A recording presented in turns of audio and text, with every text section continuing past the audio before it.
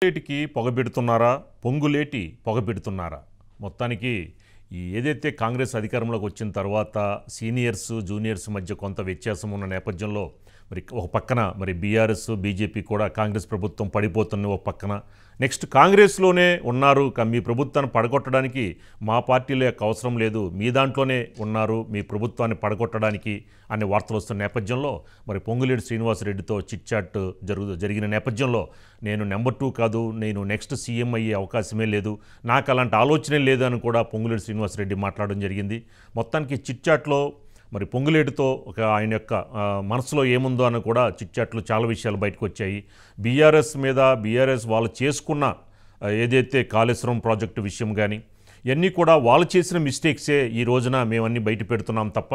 మేమేమి కావాలని చేయట్లేదు అన్న వేలో కూడా పొంగులేటి మాట్లాడడం జరిగింది మొత్తానికి రైతులకు సంబంధించిన కానీ వాటర్ సంబంధించిన సోర్సెస్ విషయంలో కానీ ఏదైతే బీఆర్ఎస్ నేతలు ఆరోపిస్తున్నారో ఆ అంశాలపై కూడా ఆయన క్లారిటీ ఇచ్చిన నేపథ్యంలో తర్వాత ఏదైతే భూముల విషయంలో ధరణి ఏదైతే ప్రాబ్లమ్స్ వస్తున్నాయో వీళ్ళు ఈ ధరణిని అడ్డం పెట్టుకొని ఎన్ని వేల ఎకరాలు కబ్జా చేశారు ఎన్ని వేల ఎకరాలు ఆక్రమించుకున్నారో దాన్ని బేస్ చేసుకుని కూడా మాట్లాడుతూ కూడా ధరణి విషయం ద్వారా మేము భూమాత అనేది ఒక తీసుకొస్తున్నాము భూమాత ద్వారా కూడా అసలు అన్ని విషయాలు బయటకు వస్తాయి ఇందులో ఎవరెవరు మరి భూములను ఆక్రమించుకున్నారో కబ్జాలు చేశారో ఆ విషయాలన్నీ కూడా మేము బయటకు తీసుకొస్తామని చెప్పారు పొంగులేటి శ్రీనివాసరెడ్డి మొత్తానికి ఫోన్ ట్యాపింగ్ విషయం కూడా చాలా సెన్సేషనల్ అవుతున్న నేపథ్యంలో మేము ఎవరి ఫోన్లు మేము ట్యాప్ చేయాల్సిన అవసరం లేదు మేము చెయ్యము అని కూడా మరి పొంగులేటి శ్రీనివాసరెడ్డి చిట్చాట్లో మాట్లాడడం జరిగింది దీని మీద మనకి మరింత ఇన్ఫర్మేషన్ మా కరస్పాండెంట్ శ్రీకాంత్ అందిస్తారు శ్రీకాంత్ మొత్తానికి పొంగులేటి చాలా క్లియర్గా అంటే నేను సీఎం అయ్యే ఆలోచన లేదు నాకు అవకాశం లేదు అని కూడా మాట్లాడడం జరిగింది ఎందుకని కావాలని పొంగులేటిని ఒక ఆయన మనసులో ఏముందో తెలుసుకోవాలని చాలా ప్రశ్నలు అడిగినట్టు తెలుస్తోంది ఆయన కూడా చాలా క్లారిటీగా సమాధానం ఇచ్చినట్టు తెలుస్తోంది ఏంటి శ్రీకాంత్ సీతారామరాజు ఏదైతే ఇటీవల వార్తలు వస్తున్నాయో ఇటు సీఎం కావచ్చు ఇటు పొంగులేటి కావచ్చు బీజేపీకి టచ్లో ఉన్నారు పార్లమెంట్ ఎలక్షన్స్ తర్వాత బీజేపీకి వెళ్తారు అంతా ఏకనాథ్ షిండే తయారవుతారని చెప్పి ఇటీవల సోషల్ మీడియాలో ఏదైతే మెయిన్ స్ట్రీమ్ మీడియాను తప్పుదో పట్టిస్తూ సోషల్ మీడియా ఇటీవల ఎక్కువ అదైపోతుంది ఇదంతా మనం చూస్తూ వస్తున్నాం ఈ వార్తలు ఎక్కువగా స్ప్రెడ్ అవుతూ వస్తున్నాయి దాన్నే చూసుకొని కొన్ని మెయిన్ స్ట్రీమ్ మీడియా కూడా దీన్ని హైలైట్ చేయడంతో ఇది ఎక్కువ జనంలోకి వెళ్ళింది ఏం జరగబోతుంది అనేది కానీ ఇక్కడ మనం క్లియర్గా చెప్పుకోవచ్చు కాంగ్రెస్ పార్టీ మాత్రం మెజారిటీ స్థానాలు సాధించి అధికారంలోకి వచ్చింది అంటే మెజారిటీ ఫిగర్ 62 ఉంది 64 65 బలం వాళ్ళకు ఉంది పూర్తి మెజారిటీతోటి ప్రభుత్వాన్ని ఏర్పాటు చేసింది ఇక్కడ కాంగ్రెస్ అధిష్టానం రేవంత్ రెడ్డిని సీఎంగా నిర్ణయించడంతో ఇక్కడ ఎమ్మెల్యేలందరూ ఆయన సీఎంగా అంగీకరించారు ఆయన క్యాబినెట్ని ఏర్పాటు చేసుకున్నారు అందరికీ సముచిత స్థానం కల్పించారు ఇక్కడ ఎప్పుడు కూడా ఓ అలిగేషన్ వచ్చినప్పుడు ప్రతిసారి దానికి సంబంధించినటువంటి ప్రతి ఒక్కరు దానికి క్లారిటీ ఇస్తూ వస్తున్నారు అట్లాంటిది ఇది కూడా అనుకోవచ్చు ఈ ఇటీవల డిప్యూటీ సీఎం బట్టి విక్రమార్కకు సంబంధించి యాదాద్రి ఇష్యూ అయినప్పుడు కూడా కింద చిన్న స్టూల్ వేశారు ఆయనకు సీఎం ఆ స్థాయిలో కూర్చున్నారు చూసుకోవాల్సిందని ఆయన దళితుడు అని చెప్పి ఇట్లాంటివి చేసిన నేపథ్యంలో డిప్యూటీ సీఎం బట్టి విక్రమార్క కూడా దానిపై క్లారిటీ ఇచ్చారు నేను కావాలనే పక్క కూర్చున్నానని కూడా చెప్పడం జరిగింది నేను ఇటీవల 2-3 రోజులుగా ఏదైతే వస్తుందో ఆ పొంగులేటి శ్రీనివాసరెడ్డి వేరే అవుతున్నారు ఇక్కడ సీఎంకు ఆయన గ్యాప్ వచ్చిందని ఏదైతే వార్తలు వస్తున్నాయో దాని ఇవాళ పొంగులేటి శ్రీనివాసరెడ్డి ఖండించడం జరిగింది ఆయన మీడియాతోటి ఆయన ఐఎన్పిఆర్ మినిస్టర్గా ఉన్నారు కాబట్టి మీడియాతోటి ఆయన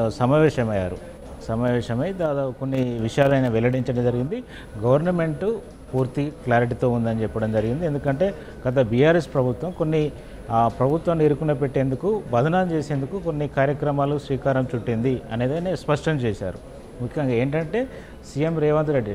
నేను ముఖ్యమంత్రి కావాలి అని అనుకుంటే అధిష్టానం దాన్ని అంగీకరించాలి అట్లాంటిది లేదు అంటే నేను కాంగ్రెస్ పార్టీలో సబ్ జూనియర్ను అనేది మెన్షన్ చేశారు అంటే లేను రేస్లో లేను అనేదాన్ని క్లారిటీగా చెప్పడం జరిగింది నేను సీఎం కావాలనే ఆలోచన లేదు అట్లాంటి ఆలోచన చేయట్లేదనేది క్లారిటీగా అయినా చెప్పాడు ఇది కేవలం ఊహాజనితమే దానికి ఆస్కారమే లేదు ఏమైనా ఉండాలంటే ఎంతో కొంత అది ఉండాలి కదా అంటే నిప్పు లేనిదే పొగ రాదు కదా అనేది మీడియా వాళ్ళు ప్రస్తావించగా అనే అట్లాంటిది మీరు అనుకున్న నిప్పు వేరు వచ్చే పొగ వేరు దానికి సంబంధమే లేదని చాలా క్లారిటీగా తెలివిగా ఆయన సమాధానం చెప్పడం జరిగింది. అయితే మొత్తానికి పొంగులేటి శ్రీనివాసరెడ్డి మాత్రం ప్రభుత్వం ఏదైతే నిర్ణయాలు ఉన్నాయో దానికి అనుగుణంగా మేము వెళ్తున్నాం. రేవంత్ రెడ్డి నాయకత్వంలోనే క్యాబినెట్ నిర్ణయాలు ఉంటాయి, దానికి అనుకూలంగా వెళ్తున్నాం అని చెప్పడం జరిగింది. ఏదైతే గత ప్రభుత్వంలో జరిగిన ఏవైతే అవినీతి ఉన్నాయో వాటి అన్నిటిపైన ఆయన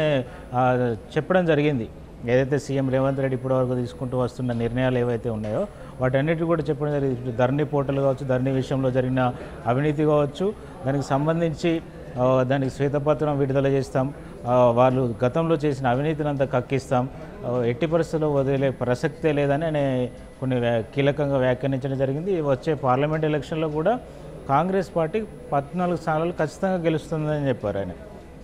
అంటే కాన్ఫిడెంట్, మేము ఖచ్చితంగా కలిసి ఉంటేనే ఇన్ని స్థానాలు వస్తాయని కాన్ఫిడెంట్గా చెప్తున్నాం కదా అనేది కూడా ఆయన చెప్పడం జరిగింది. అంటే కాంగ్రెస్ పార్టీలో ఎలాంటిది భేదాభిప్రాయాలు లేవు, బయటికి కావాలని కొందరు ఇంటెన్షన్గా ఇది సృష్టిస్తున్నారనేది ఆయన వాదనగా మనం ఏదో చెప్పవచ్చు. అయితే పొంగులేటి శ్రీనివాసరెడ్డి, రేవంత్ రెడ్డి అంటే ఇటీవల ఏదైతే వార్తలు స్ప్రెడ్ అవుతున్నాయో దీన్ని మాత్రం ఆయన చెక్ పెట్టే విధంగానే క్లారిటీ ఇచ్చారు. అయితే ముఖ్యంగా గత బీఆర్ఎస్ ప్రభుత్వ హయాంలో జరిగినటువంటి మెయిన్గా ఏవి ఉన్నాయో వాటి మీద మాత్రం ఫోకస్ చేయనున్నట్టుగా ఆయన ప్రధానంగా చెప్పడం జరిగింది. ఏదైతే ఇటీవల మేడిగడ్డ ఇష్యూ వచ్చింది, దాంతో ఇటు ఇరిగేషన్కు సంబంధించినటువంటి గోదావరి బేసిన్లో రైతులకు కొంచెం వాటర్ ఇబ్బంది కూడా ఎదురవుతుంది సాగునీరు కోసం. ఇటు కృష్ణా బేసిన్లో కూడా మహబూబ్నగర్ కావచ్చు, ఇటు నల్గొండ కావచ్చు, ఈ బేసిన్లో కూడా కొంచెం రైతులకు ఇబ్బందికర పరిస్థితి ఉంది. అయితే ఇది బీఆర్ఎస్ పార్టీ ఎట్లా అంటే కాంగ్రెస్ తెచ్చిన కరువు ఇదని చెప్పి ఏదైతే వాదిస్తూ వచ్చిందో దాన్ని పూర్తిగా ఆయన ఖండించారు. ఎందుకంటే రానున్న పరిస్థితులు మేము వచ్చి 3 నెలలు అవుతుంది కదా, దానికి అనుగుణంగా ప్రణాళికలు రూపొందించాల్సింది గత ప్రభుత్వం. మేము వచ్చి దాన్ని సరిదిద్దుతున్నాం. వాళ్ళ వైఫల్యాన్ని మా వైఫల్యంగా చిత్రీకరించాలనుకోవడం ఇది సరైనది కాదు. కొన్ని మీడియాలు కావాలని మా పైన బురద జల్లుతున్నాయి అనేది ఆయన చెప్పడం జరిగింది. అంటే ఇక్కడ మేము అన్నీ సరి చేసుకుంటూ వస్తున్నాం, ఈ సరి చేసే క్రమంలో ఇట్లాంటివన్నీ రూమర్స్ క్రియేట్ అవుతూ ఉంటాయి, మేము ఓపికగా ఉంటాం అనేది ఆయన క్లారిటీ ఇవ్వడం జరిగింది. ప్రభుత్వంలో ఎలాంటి భేషజాలు లేవు, అందరం సరిగ్గానే ఉన్నాం, ఏం లేదు, రేవంత్ రెడ్డి నాయకత్వంలో ముందుకెళ్తున్నాం, అధిష్టానం నిర్ణయం మేరకు పనిచేస్తూ వెళ్తున్నాం, నాకు సీఎం కావాలనే ఆలోచన లేదు, అట్లాంటి ఆలోచన చేయట్లేదు అని చెప్పి ఆయన సింపుల్గా దాన్ని కొట్టిపడడం జరిగింది. మనం ప్రస్తుతానికైతే ఆయన ఎలాంటి ఆలోచన లేదు అనే ఏదైతే వార్తలు వస్తున్నాయో దానికి మాత్రం చెక్ పెట్టడం జరిగింది సీతారామరాజు.